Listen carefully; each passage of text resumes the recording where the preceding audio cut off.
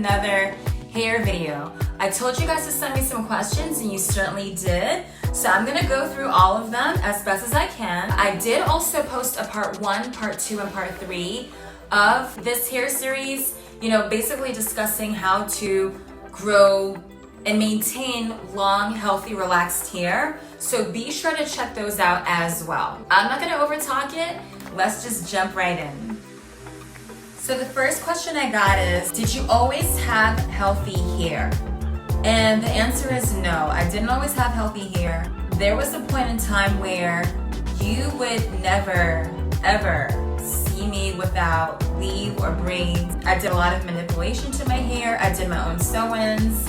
I dyed my hair myself. I did a lot of unhealthy practices because at that time, nobody was really into hair care. It was more about the look.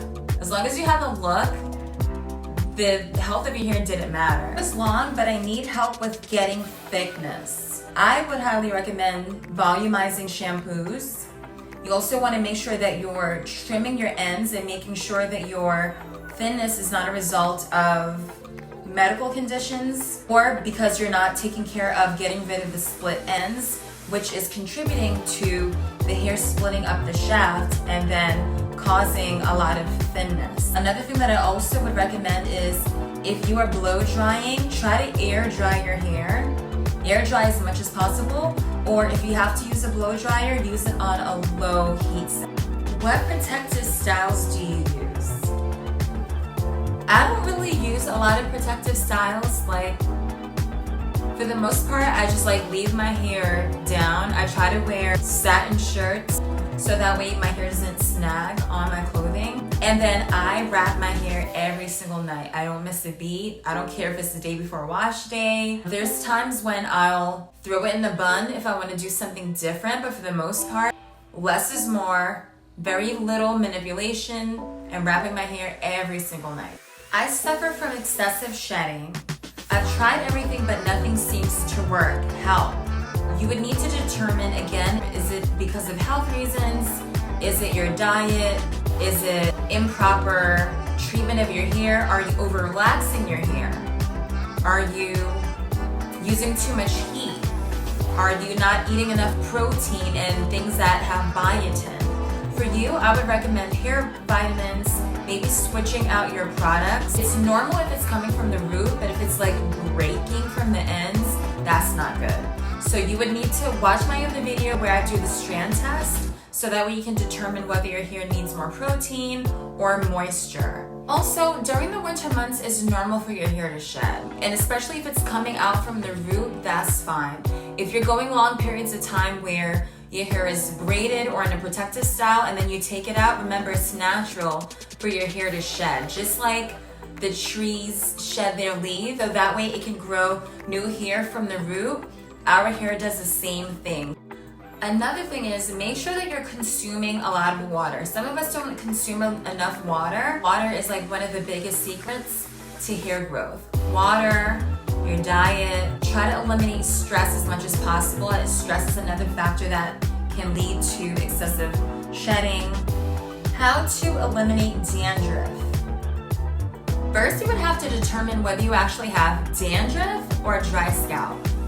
Dry scalp is a result of your scalp being irritated, and then that dry, dead skin then flakes off. Whereas with dandruff, it's a result of too much oil on the scalp, and that excess oil then causes the buildup, and then that buildup is what you're seeing actually flaking off of your head. So for dry scalp, obviously you want to use a lot of moisturizing conditioners and moisturizing treatments. And for dandruff, I would recommend things like tea tree oil, eating a lot of probiotics, because that can be like a fungus, coconut oil, aloe vera, consuming more omega-3 fatty acids like salmon, making sure that you have a clean, healthy scalp. Make sure that washing weekly is part of your regimen. Would you recommend going to a professional, or is it okay for me to self-relax? It depends on your level of comfort, but also expertise. Even for me, I've been doing my hair for many, many years, and for the most part, I do a good job, but there's certain parts in the back of my head where I'm not able to get the relaxer to process the hair in certain areas only because I can't see the back of my head properly. Make that investment and just go to a professional. You know, the professional, they studied it, they went to school for it, they know the best tips and tricks. They're not going to over process your hair, they're not going to under process your hair either. I would only recommend it in cases where you're possibly not able to make it to a stylist, or your stylist is not available, or you don't have the necessary funds to do so. I know here in Florida, the average relaxer is anywhere between like $65 for a basic relaxer up to $125, depending on what you're getting. Do you co-wash? And if so, which products would you use? I have never co-washed. If you do, it's not a bad thing if you decide that you want to. Again, guys, sometimes you're just gonna have to experiment, learn what works best for your hair. Don't be afraid to try new things because that's what you're gonna learn what your hair likes. So this is a good one. How do you style your hair when exercising? Believe it or not, I leave it just like this. Yep, just like this. But for you, I would recommend, you know, doing like a loose bun, so that way your hair is not like dripping in the sweat. I naturally sweat in my hair anyway, so for me, it really doesn't make a difference whether I bun it or not. And I get it, some of you ladies might want to look cute while you're working out, so in those instances, I would probably recommend like one of those cute sweat hair bands that keeps like the sweat from dripping off your face, but then also soaks up the moisture, like if you sweat on your forehead a lot. You can possibly give that a try too. How often should I relax my hair? I relax my hair every 8 weeks. I noticed that that works best for me. My hair does well when I wait 8 weeks. I have enough new growth to be relaxed to the point where I'm not over processing pre-relaxed hair. So on average, I would say 10 weeks. Anyone just starting out relaxing their hair, 8 weeks.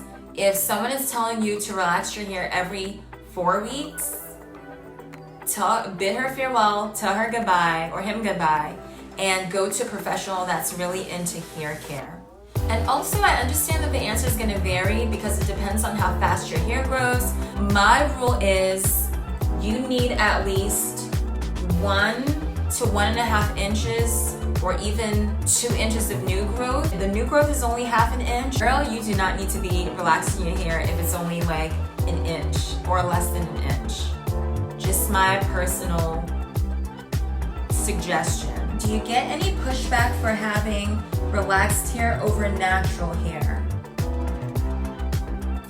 No one has ever said anything to me personally. I have had 1 or 2 people ask me why I chose relaxed hair over natural hair. And again, it's a personal preference, guys. Like, my hair is thick even while relaxed. And there's been times when I've let my new growth grow out for 3 months just to see what it would potentially look like. I've also done my research. I've seen what girls have gone through to maintain natural hair, and I realized that ultimately the washing every day, using a bunch of products and gels and stuff just was not for me. My ultimate goal is healthy hair. And at the end of the day, just do what's best for you. Like, you're the one that's gonna have to manage your hair and maintain it. You're the one that has to look at yourself in the mirror and be happy with your looks and your results.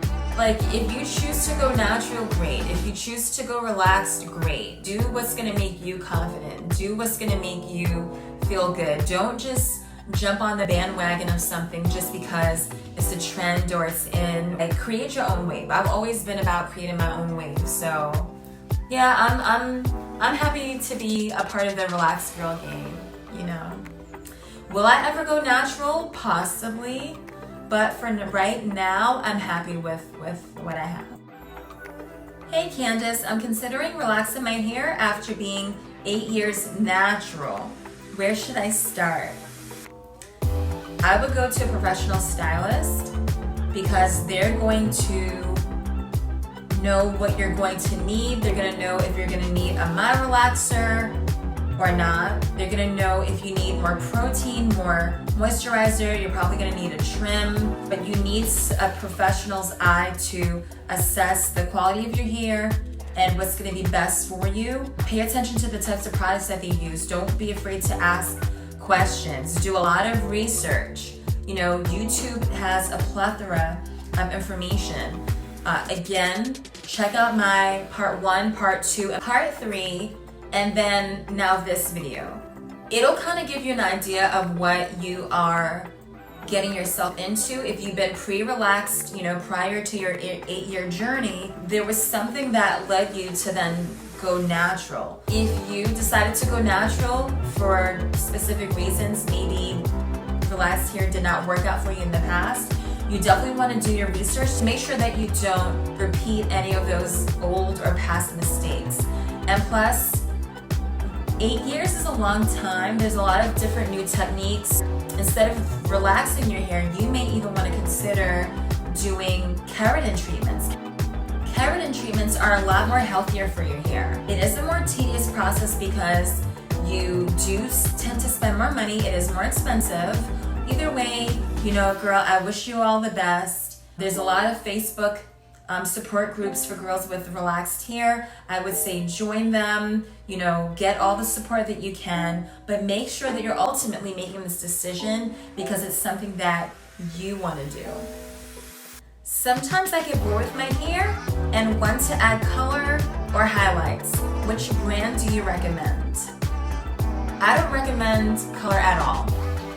Relaxer and bleach to me is not necessarily a good mix unless your strands are strong enough to withstand it being broken down even more. So for you, I would personally recommend a rinse. Now granted, a rinse may not give you the bold color or rich color that you're looking for. I would say give that a try because it's a lot more safe. If you do decide to go with color, just have a professional do like a strand test. My experience with color, even by a professional, always like broke off. So that's how I learned that I cannot color my hair or put highlights in my hair unless I decide to go natural. I would say probably put it in safe protective styling. I would recommend maybe adding some clip-ins just to give it some more character.